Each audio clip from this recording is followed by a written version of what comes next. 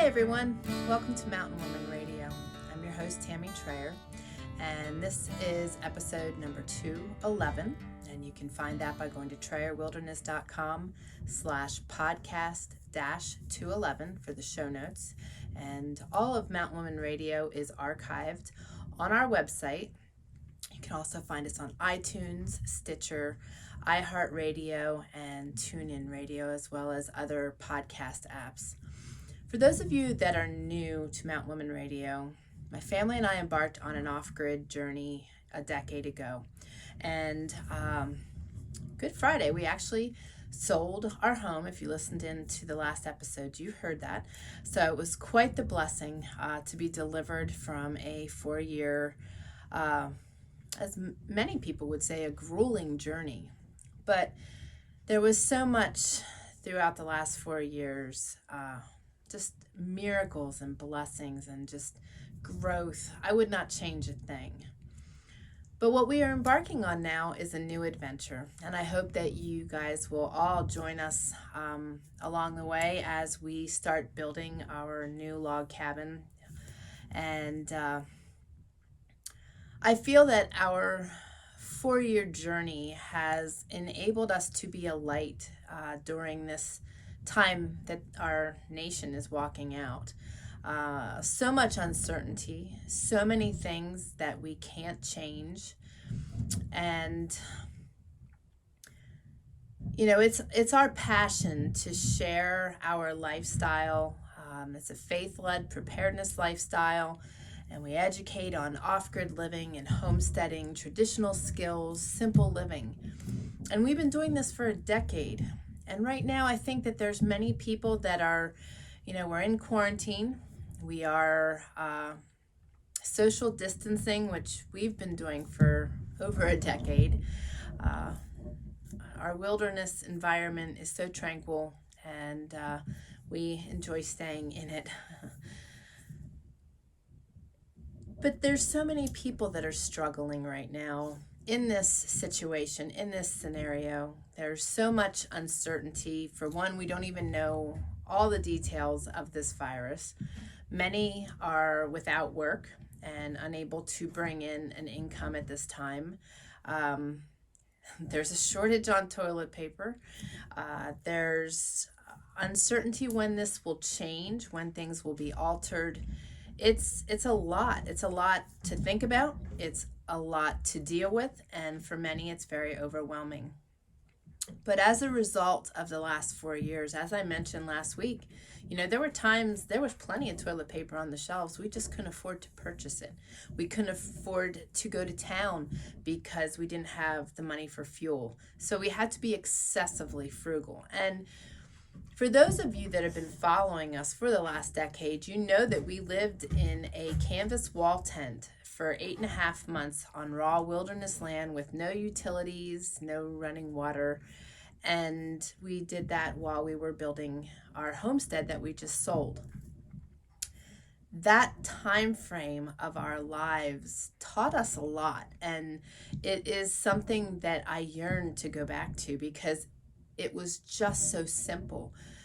Everything we owned was in a storage unit, and we had a Rubbermaid tote, one of the small, I think it's like an 18-gallon Rubbermaid tote that we had our clothing and our personal effects in.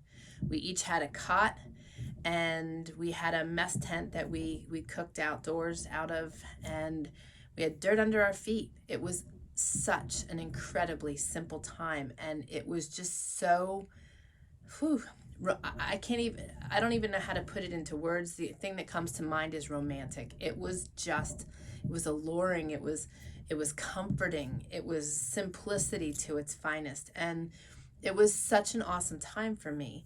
And now, after walking out these 4 years, we've been very frugal, but coming out of that tent, we were using a Dietz lantern, an oil lantern, and headlamps. So when we came into our home, we were in a 30 by 36 shell with no rooms studded out in the home yet. All the exterior walls were studded and ready to go, but we didn't have anything internally.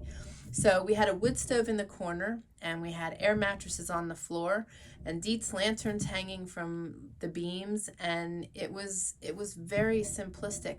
And when you move from that then into an off-grid situation, we chose to be very frugal so that we didn't have to have an additional expense of fuel to run the generator when we would have depleted the power in our batteries.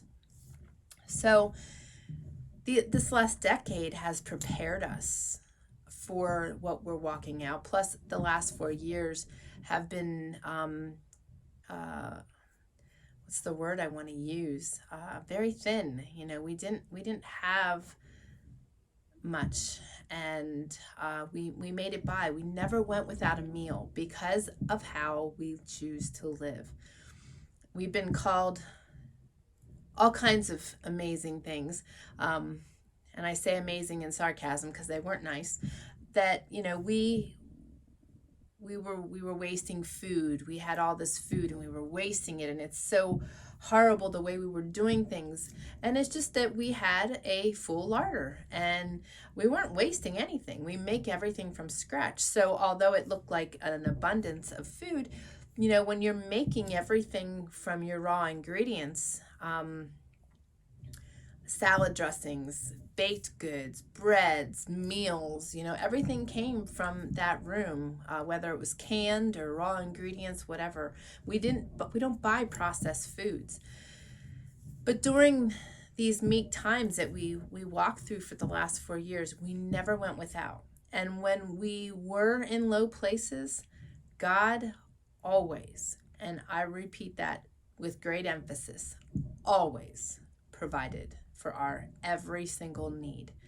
There was not once that we went without, whether it was to pay a bill, whether it was fuel to get somewhere, whatever the case may be. When it was a necessity, we had it. And when it wasn't a necessity, we made do with what we had. But during this time too, you know, there was so many things that we could not control. I could not control my health. I could not control my healing. I could not control the fact that we were getting deep in medical debt. I could not control that I could not pay bills. I could not control so much of what was happening around us. And I used to be a person that would give me great anxiety. But as we began that 4-year journey, I learned very quickly that I had a choice. I had a choice to be excessively obsessed and worrying and thinking and obsessing over the things that I had no control over, and I would have gained nothing by doing that, other than probably making myself more sick and adding more stress to my life. Or I could realize that I am right where God needs us to be. We cannot control these things. Therefore, we've got an option to put our complete and total trust and faith in God and let Him handle it. And you know, for many of us, that is a great struggle, relinquishing our struggles to God and leaving them at His feet. Right? It's very difficult. It's very difficult walking through things that you can't control and you so desperately want to be able to control them, but we can't. So you have that same choice that we did. You can either sit and just constantly be hashing these things out in your brain, making yourself sick, getting yourself into excessive worry, even maybe hitting a depression because you can't do anything about it, and you just keep staying in that place. Well, I want to encourage you, if you're in that place, it's time to change. You have the ability to change this. You know, we may not be able to change the circumstances we're walking out, but we can change where we're spending our time thinking, where our mind space is, and what we are allowing to take up the space between our ears. I learned very quickly to just let it go. I couldn't change anything. And it was very difficult for me to be flat on my back. I'm a go-getter. I'm a mover. I'm a get things done kind of girl. So when I was flat on my back and I couldn't control that, I wasn't a happy camper. I was saying some really ugly things to myself, like you're useless, you're old, you know. And I realized that those things were also not serving me well. So I changed how I was speaking to myself, and I changed. God worked on me though, and I will say that I didn't change it on my own. God showed me that he had me right where he needed me to be. I needed to be in that place, whether it was for some kind of growth for myself or for people that were watching me to be able to grow maybe in their faith because of where I was, or for my family. I know I've grown a lot through these 4 years. And you know, if we're willing, we can grow every day in our faith, in our abilities, in our thinking. And that's what we need to learn to do during this time. Yeah, my old dog is going to go under my tripod. So I want to encourage you right now to pay attention to what you are thinking about, to pay attention to how badly you're trying to control things that you have absolutely no business trying to control, because you can't. And you need to learn to trust God. You need to have faith like a child, and faith the size of a mustard seed, and God will match you and meet you there. He's always present. He's always with you, and he will not leave you. He will not forsake you, and he will work miracles for you. He will provide for you. When we are children of God, his word and his promises in the Bible still are there today. I share it often. You know, he parted the Red Sea. He's still parting the Red Sea today. He closed on our home on Good Friday in the absolute worst economic time ever. He parted the Red Sea in my eyes. He moved the mountains. He delivered us. He provided. He blessed us. All those things are true. And he will do the same for you. I know it's very difficult when you don't have an income coming in and you have bills to pay, but he will provide.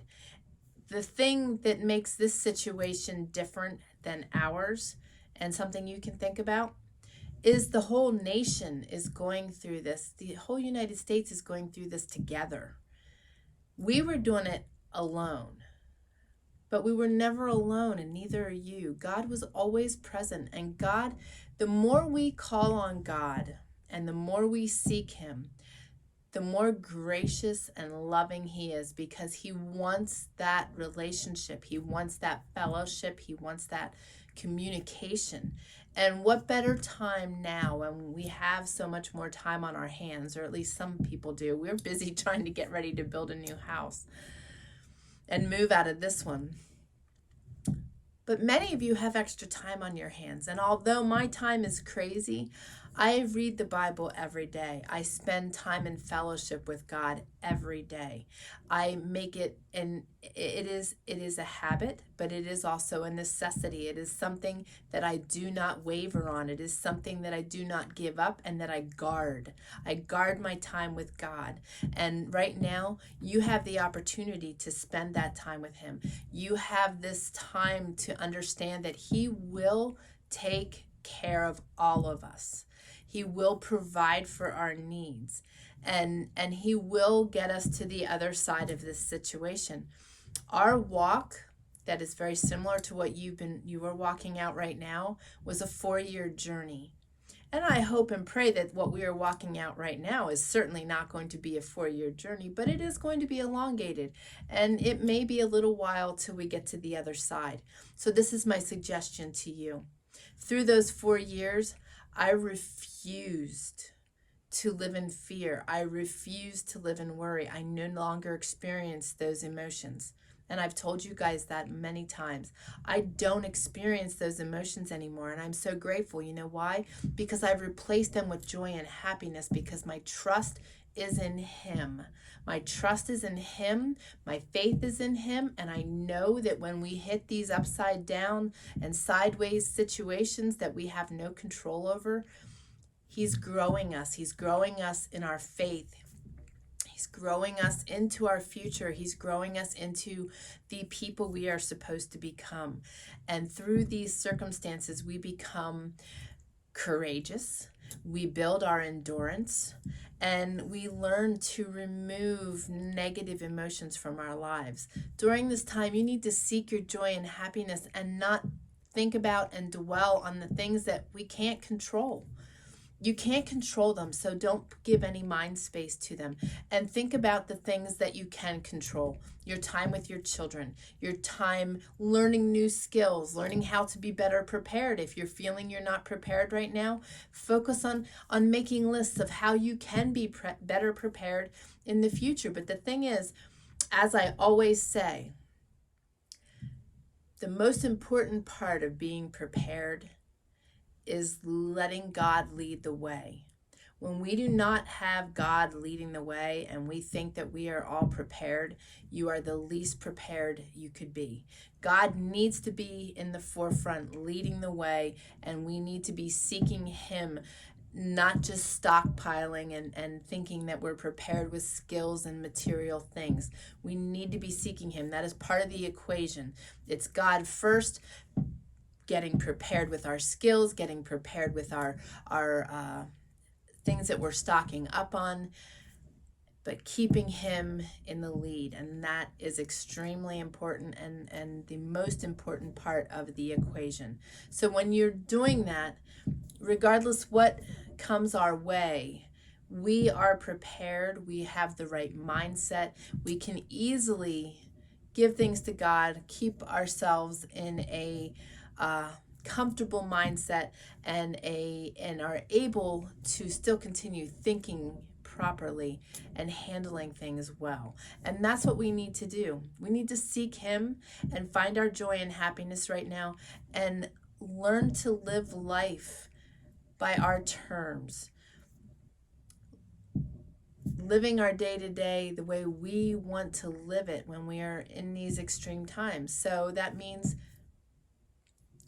learning to do things throughout our day that give us the simple pleasures, the joys, and the happiness that we want in our life. And when you move through this, you will learn to hopefully remove fear and worry from your lives.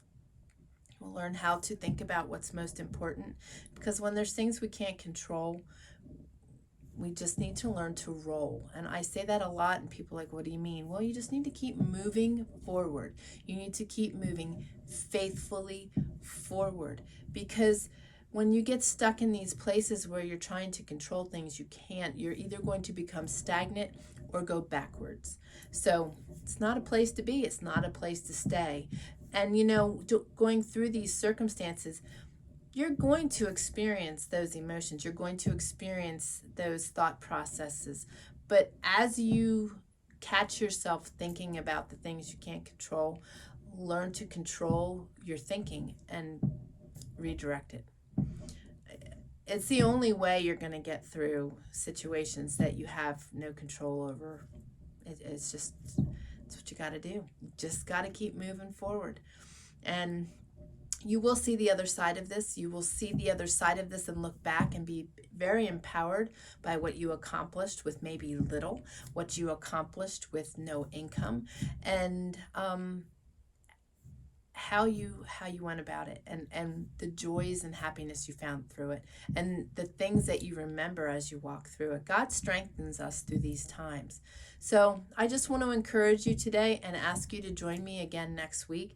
We will talk about different aspects of walking through these unfortunate times, and other ways that we have excelled and learned to really live a life of fullness, even though we had little. So I really appreciate you taking the time to join me, and I look forward to you joining me on episode 212. So have a fantastic week. Seek the things that give you happiness and joy, and seek God, and stop thinking about the things you can't control. Love you all. God bless.